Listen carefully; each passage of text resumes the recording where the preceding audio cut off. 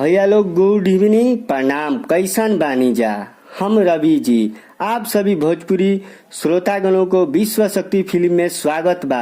आज एक बात बतावल ये बहुत ही खुशी लागत बा कि एक गाना वेब म्यूजिक से जो गाना रिलीज भई रहे उ ट्रेंडिंग में चल रहल बा। गाना का टाइटल रहे ट्रकवा वाला। ई गाना गईले रहे भोजपुरी के सुपरस्टार गायक और अभिनेता प्रमोद प्रेमी जी। ई गाना लिखले रही कलम के जादूगर कृष्णा बेदर्दी जी और म्यूजिक से सजैले रही आर्या शर्मा जी और वीडियो डायरेक्ट कैले रही टिंकू यादव जी। आप सभी भोजपुरिया भैया लोग को दिल से धन्यवाद और प्रमोद प्रेमी और उनके टीम के हमारे विश्व शक्ति फिल्म के तरफ से बहुत बहुत दिल से धन्यवाद। ऐसने टीम मिलकर बनाई कि भोजपुरिया भैया लोग के दिल गदगद हो जाए। आप सभी से एक और बात बतावल चाहतनी, अगर कोरोना के बाद प्रमोद प्रेमी जी के लाइव शूटिंग या लाइव वीडियो नहीं जा देखले हमारे चैनल पर देख सकीला जा।